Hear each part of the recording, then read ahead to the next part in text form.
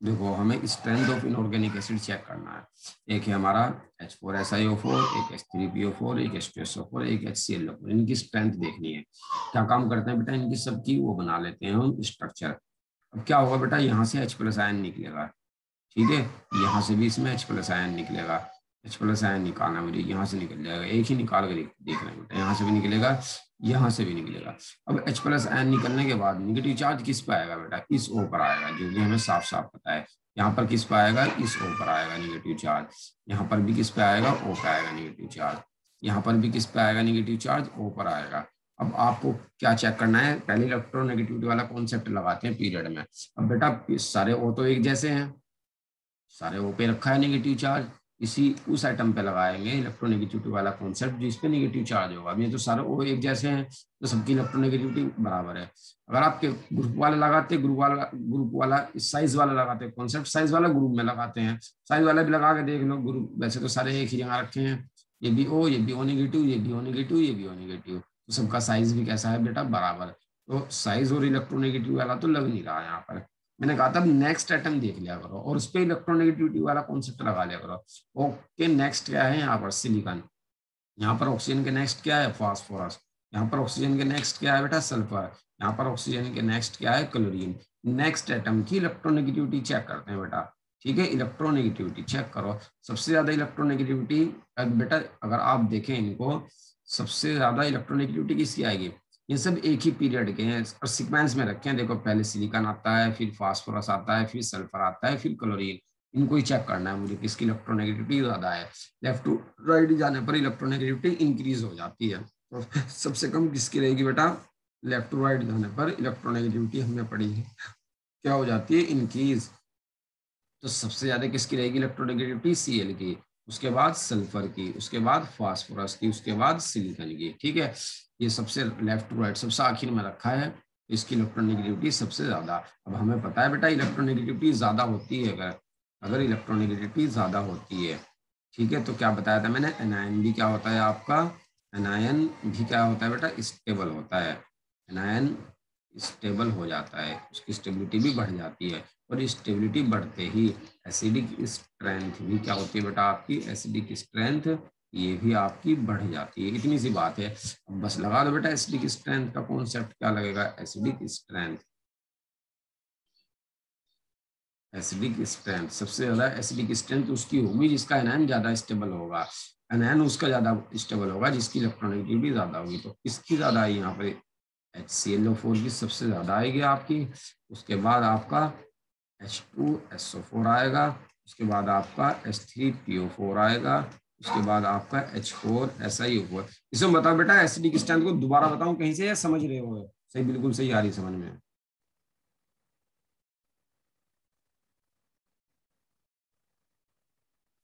बताओ बेटा जल्दी से, मुझे सोच के बताओ, इसमें कुछ इनको कुछ ऊपर नीचे हो रहा है। समझ आ रहा है सर। चलो जुबैदा बेटा आपके समझ आ रहा है, आ रही है सर। चलो ठीक है, वेरी गुड। अब देखो यहाँ पर, यस सर। चलो समझ आ रहा है, यस सर आ रहा है। चलो फाइज आपके बेटा, यस सर आ रहा है। चलो HNO3 HPO3 में बेटा एसिडिक स्ट्रेंथ पूछ रहा है, एसिडिक स्ट्रेंथ। बिल्कुल वही कॉन्सेप्ट लगाएंगे, कोई नया कॉन्सेप्ट नहीं लगाना भाई इसमें, है एसिडिक स्ट्रेंथ। तो क्या काम करते हैं, पहले तो एक सबसे मेन चीज तो बेटा हमारे पे इनकी स्ट्रक्चर भी बनानी आनी चाहिए, जो कि केमिकल बॉन्डिंग से हम इसको सीखते हैं। HNO3 स्ट्रक्चर जरूर आनी चाहिए भाई, एसिडिक स्ट्रेंथ तो बाद की चीज है, बहुत बाद की चीज। हमें स्ट्रक्चर HNO3 की ऐसी होती है, HPO3 की भी बिल्कुल ऐसी होगी भाई। बस क्या लगा देंगे, नाइट्रोजन की जगह फास्फोरस लगा देंगे यहाँ पर, ठीक है बेटा आपका HPO3 स्ट्रक्चर, ठीक है। अब क्या काम करना है आपको, वही बिल्कुल जो हम बढ़ा रहे थे, यहाँ पर H निकालते हैं, यहाँ से H निकलेगा, यहाँ से भी H निकलेगा, तो यहाँ पर कैसे चार्ज आ जाएगा बेटा, निगेटिव O पर, इस O पर भी कैसे चार्ज आ जाएगा, निगेटिव। अब देखो यहाँ पर O की इलेक्ट्रोनेगेटिविटी तो सेम है, तो इलेक्ट्रोनेगेटिविटी वाला फॉर्मूला तो फेल, साइज भी सेम है तो साइज वाला भी फेल। अब O से नेक्स्ट वाले एटम पे इलेक्ट्रोनेगेटिविटी लगा देते हैं, बताओ इलेक्ट्रोनेगेटिविटी किसकी ज्यादा होगी, किस कौन सा एटम पे लगाएंगे बेटा, O से नेक्स्ट एटम। O से नेक्स्ट एटम कौन सा है, नाइट्रोजन। यहाँ पर O से नेक्स्ट एटम क्या है, फास्फोरस। इलेक्ट्रोनेगेटिविटी चेक करते हैं बेटा किसकी ज्यादा है, हमें पता है किसकी इलेक्ट्रोनेगेटिविटी ज्यादा होती है, नाइट्रोजन की ज्यादा होती है। किससे? फास्फोरस से। कहाँ से पता लगा? उससे जो भी मैंने टेबल बनाई थी इससे। क्लोरीन का था, ऑक्सीजन था, नाइट्रोजन था, क्लोरीन था, नीचे जाके कार्बन आया था, फिर हाइड्रोजन आया था। अब बेटा नाइट्रोजन फास्फोरस, नाइट्रोजन तो ऊपर है, फास्फोरस इस बीच में आएगा कहीं पर। फास्फोरस की इलेक्ट्रोनेगेटिविटी कैसी रहेगी? थोड़ी कम। तो अब बेटा वही लगा दो फॉर्मूला जो लगा रहे थे हम। एसिडिक स्ट्रेंथ किसकी ज्यादा होती है? हमें पता है एसिडिक स्ट्रेंथ। फिर एक बार और लिखना चाहूंगा बेटा मैं उस फॉर्मूले को जो भी हमने लिखा था। क्या रहेगा आपका? क्या अगर इलेक्ट्रोनेगेटिविटी आपने ज्यादा कर दी, ठीक है, तो स्टेबिलिटी ऑफ एनायन भी कैसे रहेगी आपकी? स्टेबिलिटी ऑफ एनायन भी कैसे रहेगा आपका? ज्यादा रहेगा। और ये ज्यादा होते ही एसिडिक स्ट्रेंथ भी क्या हो जाएगी आपकी? एसिडिक स्ट्रेंथ भी कैसी हो जाएगी बेटा आपकी? ज्यादा। तो लगाओ बेटा एसिडिक स्ट्रेंथ, देख लो किसकी ज्यादा है। HNO3 नाइट्रोजन आ रहा है उसमें, उसकी ज्यादा रहेगी, और HPO3 की आपकी थोड़ी कम रहेगी। इस तरीके से चेक करना है। एक दो एग्जाम्पल और है जो आपको डायरेक्ट देखते ही बताने हैं भैया। अब आपके हैं एसिडिक स्ट्रेंथ चेक करना है बेटा आपको। जैसे एक है आपके पास H3PO4, एक है आपका H3ASO4। इसमें बताओ भाई, डायरेक्ट देखते ही एकदम। फास्फोरस आर्सेनिक एक ही ग्रुप के हैं बेटा, जल्दी से चेक करके बताओ क्या होगा। वह ऐसे ही जैसे नाइट्रोजन फास्फोरस था, ग्रुप में आते हैं nitrogen phosphorus arsenic. Sir H3PO4 की ज्यादा होगी। Very good. एसिडिक स्ट्रेंथ किसकी ज्यादा होगी? एसिडिक स्ट्रेंथ किसकी ज्यादा होगी बेटा? H3PO4 की ज्यादा हो जाएगी। इससे H3ASO4 से। वही बिल्कुल कॉन्सेप्ट लगाएंगे भाई जो अभी लगा रहे थे। कैसे? स्ट्रक्चर बना लेंगे इनकी। स्ट्रक्चर बना, देखो हल्का सा बता रहा मैं आपको जल्दी से। HO, फिर क्या बेटा? PO4, H3PO4। एक है आपका H3PO4,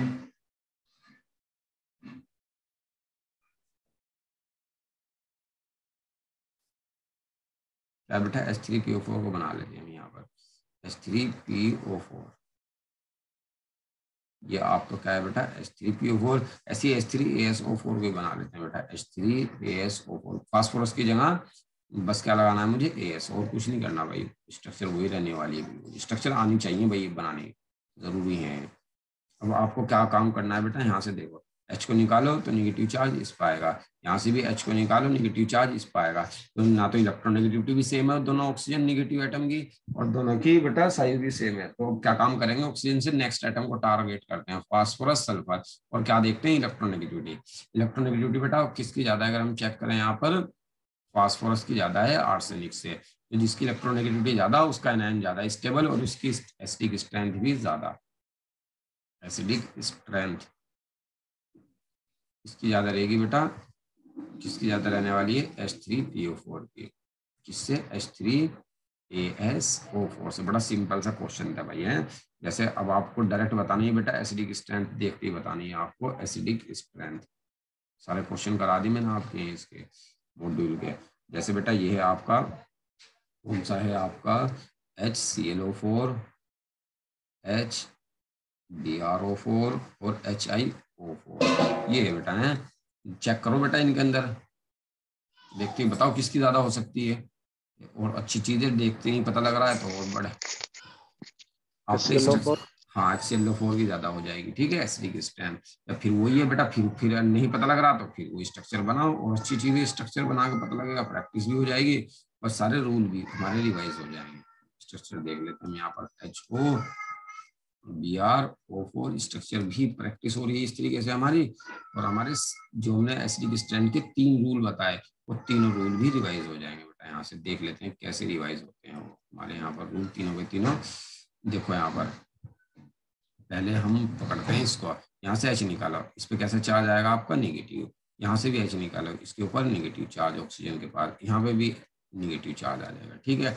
अब तीनों की इलेक्ट्रोनेगेटिविटी सेम, तो रूल तो लगने का नहीं। तीनों का साइज भी सेम, तो वो रूल भी नहीं लगना। क्या काम करेंगे हम? O से नेक्स्ट एटम को टारगेट करते हैं। यहाँ पर क्लोरीन, यहाँ पर ब्रोमीन, यहाँ पर आयोडीन। जिसकी इलेक्ट्रोनेगेटिविटी बेटा ज्यादा होगी, उसका एनायन स्टेबल रहेगा ज्यादा, किस क्लोरीन की ज्यादा, फिर ब्रोमीन की, फिर आयोडीन की। ये पता कैसे लगा बेटा मुझे इलेक्ट्रोनेगेटिविटी का ये सीक्वेंस?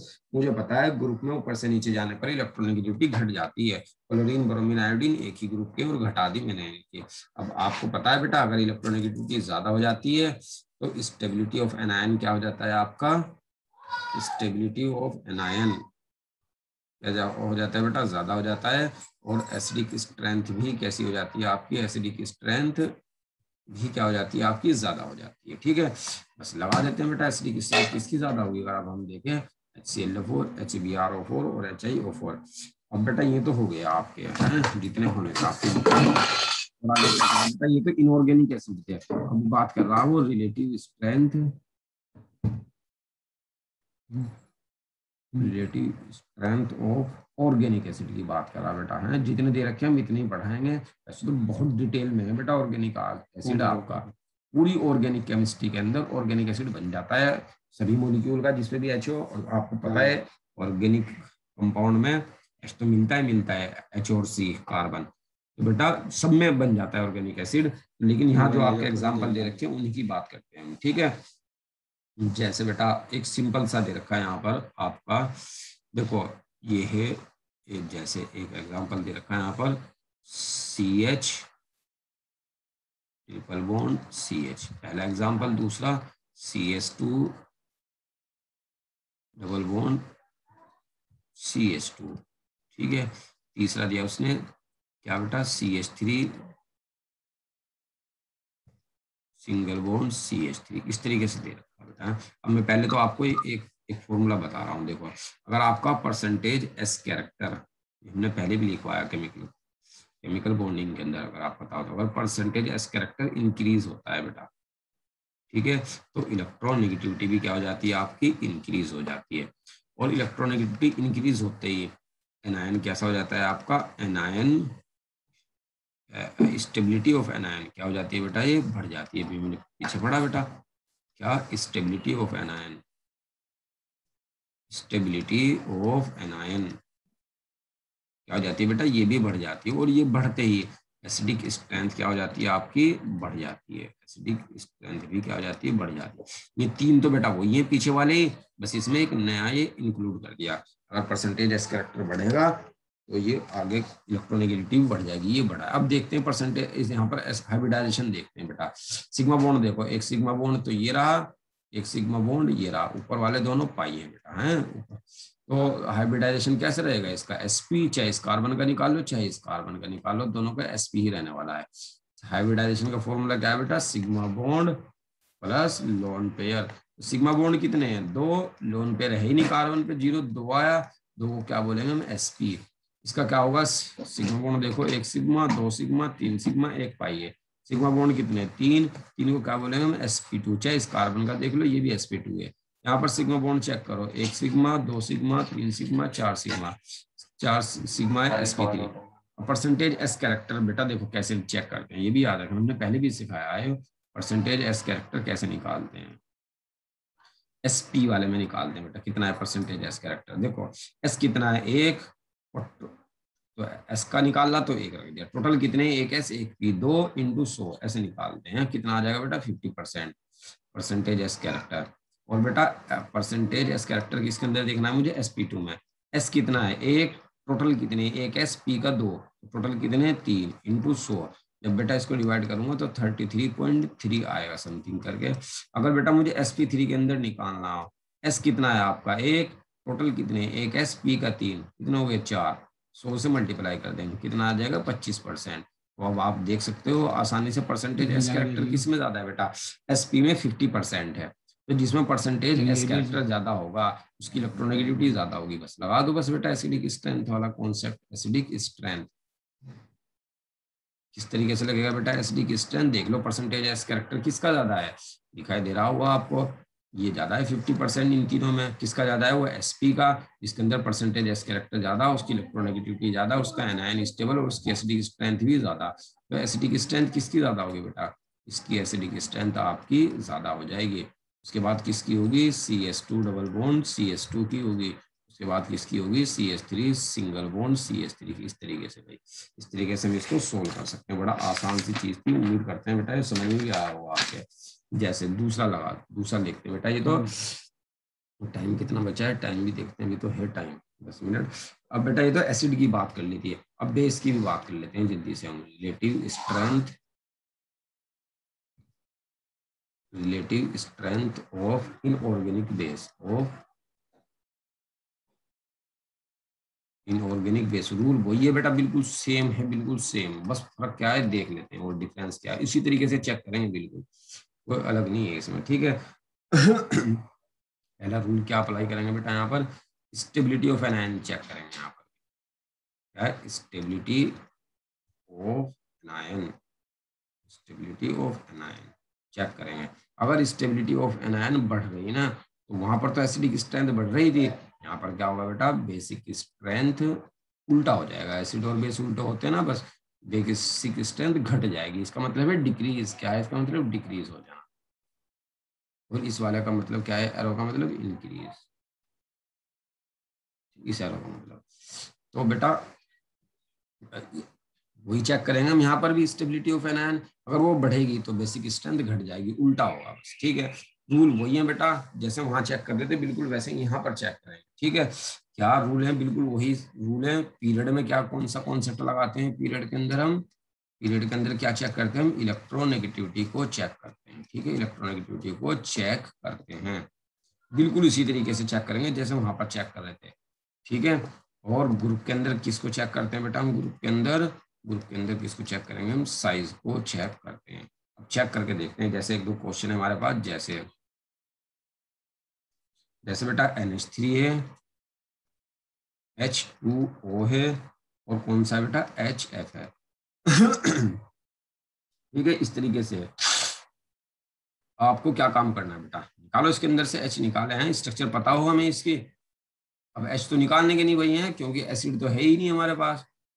समझ रहे हैं भाई क्या कह रहा हूँ, एसिड तो है नहीं, बेस है भाई ये तो। अब H थोड़ा ही निकालेंगे, अब H नहीं निकालने भाई इसके अंदर। और कैसे चेक करेंगे भाई, अब डायरेक्ट चेक करेंगे। एक बार और बताऊंगा मैंने क्या क्या कह दिया। मैंने यूँ कहा बेटा H नहीं निकालने, क्यों नहीं निकालने, H तो एसिड में चेक करते हैं, अभी तो बेस है। देखो ये लोन पेयर होगा इसके पास, इसके पास भी बेटा लोन पेयर होगा, इसके पास भी लोन पेयर होगा, ठीक है, लोन पेयर। अब इसको ऐसे फील करेंगे बेटा, लोन पेयर है ना, इलेक्ट्रॉन पे निगेटिव चार्ज होता है, तो इस लोन पेयर को निगेटिव चार्ज से कंपेयर करेंगे। बस अब एक बार और सुन लेना, लोन पेयर है तीनों के पास, इस लोन पेयर है, पेयर इलेक्ट्रॉन का पेयर है, इलेक्ट्रॉन के पेयर पे क्या होता है, निगेटिव चार्ज। वो निगेटिव चार्ज दिखाई तो दे नहीं रहा, लेकिन हम अंदर ही फील करके महसूस करके सोचेंगे कि सब पे निगेटिव चार्ज है, लोन पेयर ना होकर क्या है, निगेटिव चार्ज। अब चेक करो भाई, देखो यहाँ पर नाइट्रोजन पे निगेटिव चार्ज है, यहाँ ऑक्सीजन पे, यहाँ फ्लोरीन पे। ये चेक करो क्या तीनों के तीनों नाइट्रोजन ऑक्सीजन फ्लोरीन एक ही पीरियड के हैं, बिल्कुल सही बात है बेटा, सेम पीरियड के हैं। कौन कौन से, नाइट्रोजन ऑक्सीजन फ्लोरीन। और हमें पता है बेटा पीरियड में कौन सा कॉन्सेप्ट लगता है, पीरियड में कौन सा कॉन्सेप्ट लगता है आपका, इलेक्ट्रोनेगेटिविटी वाला कॉन्सेप्ट लगता है। ये लिखा है भी मैंने, इलेक्ट्रोनेगेटिविटी चेक करते हैं। सबसे ज्यादा इलेक्ट्रोनेगेटिविटी किसकी आती है बेटा, इन तीनों में, फ्लोरीन की, फिर ऑक्सीजन की, फिर नाइट्रोजन की। अब बेटा अगर इलेक्ट्रोनेगेटिविटी मुझे पता लग गई, मुझे स्टेबिलिटी ही पता लग जाएगी, ठीक है। हमने लिखा था, क्या लिखा था, क्या अगर इलेक्ट्रॉन नेगेटिविटी ज्यादा होगी क्या हो जाएगा, फिर स्टेबिलिटी ऑफ एन आयन भी ज्यादा हो जाएगी, ठीक है। बस फर्क क्या आ रहा था, बेसिक स्ट्रेंथ क्या हो जाएगी, कम। अब चेक कर लेते हैं बेटा, यहाँ पर हम क्या चेक करेंगे, इलेक्ट्रोनेगेटिविटी तो आ गई, तो बेसिक स्ट्रेंथ पे आओ डायरेक्ट कूद के, बेसिक स्ट्रेंथ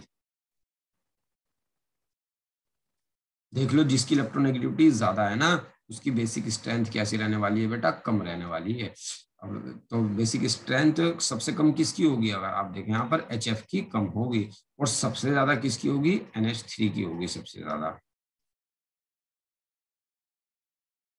एक बार और बता रहा बेटा मैं, आपको इलेक्ट्रोनेगेटिविटी चेक करनी है, ये पीरियड के हैं आपके, नाइट्रोजन ऑक्सीजन और फ्लोरीन पीरियड में इलेक्ट्रोनेगेटिविटी चेक करते हैं। मैंने इलेक्ट्रोनेगेटिविटी चेक करके लगा दिया सीक्वेंस। अब बेटा जिसकी इलेक्ट्रोनेगेटिविटी ज्यादा उसकी बेसिक स्ट्रेंथ कम, तो फ्लोरीन की इलेक्ट्रोनेगेटिविटी ज्यादा है, तो फ्लोरीन की बेसिक स्ट्रेंथ क्या कर दी मैंने यहाँ पर, कम कर दी। बड़ा सिंपल सा लॉजिक था बस भाई, इतनी सी आपको बात ध्यान रखनी है। जैसे और देखते हैं बेटा हम इसके अंदर, रब कर रहा हूँ इसको, ध्यान रखना भाई क्या, अगर इलेक्ट्रोनेगेटिविटी ज्यादा होगी, स्टेबिलिटी ऑफ एन आयन ये भी क्या हो जाएगा आपका, ज्यादा हो जाएगा। और जैसे ही बेटा ये ज्यादा हुआ, बेसिक स्ट्रेंथ कैसी हो जाएगी आपकी, बेसिक स्ट्रेंथ एसिडिक तो बढ़ रही थी इस केस में, बेसिक उल्टा है घट जाएगी। बस इतनी सी बात है। जैसे एक एग्जांपल है हमारे पास, क्लोरीन, ब्रोमीन और आयोडीन। ये चेक करते हैं बेटा। पहले तो ये चेक करो ये पीरियड के हैं, ग्रुप के हैं। हमने चेक किया ग्रुप के हैं बेटा, यहाँ किसके हैं, ग्रुप के।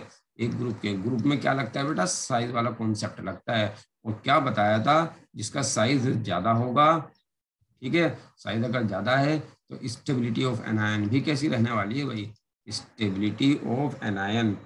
स्टेबिलिटी ऑफ एनायन क्या बताया था जब एसिडिक स्ट्रेंथ पढ़ा रहे थे हम, स्टेबिलिटी ऑफ एनायन भी ज्यादा होती है बेटा। और अगर ये ज्यादा होगी बस फिर ऊपर वाला रूल लगा ही देंगे हम। यहाँ पर चेक कर लो बेटा, अब यहाँ पर बेसिक स्ट्रेंथ किसकी ज्यादा होगी, साइज वाला ही क्यों लगाया मैंने इसके अंदर कॉन्सेप्ट, क्योंकि ग्रुप वाले हैं, रूल वही लगाएंगे भाई सारे के सारे। बेसिक स्ट्रेंथ देख लो, साइज किसका ज्यादा है, आयोडीन का। साइज जब आयोडीन का ज्यादा है तो स्टेबिलिटी भी इसी की ज्यादा होगी, लेकिन बेसिक स्ट्रेंथ कैसी रहेगी बेटा इसकी, कम। बेसिक स्ट्रेंथ कैसे रहने वाली है, कम। साइज सबसे छोटा, ठीक है, तो ये रूल आ जाएगा यहाँ पर, फ्लोरीन, उसके बाद क्लोरीन, उसके बाद ब्रोमीन, उसके बाद आयोडीन। एक बार और बोल रहा बेटा मैं, जिसका इलेक्ट्रोनेगेटिविटी वाला तो लगाने की नहीं भाई, इसमें कौन सा लगाएंगे, साइज वाला लगाएंगे। ये नहीं लगाना भाई इसमें, ये हटा ही रहा मैं यहाँ से। इसमें ये लगेगा, क्या लगेगा इसमें, अगर साइज ज्यादा तो स्टेबिलिटी ऑफ एन आयन भी ज्यादा।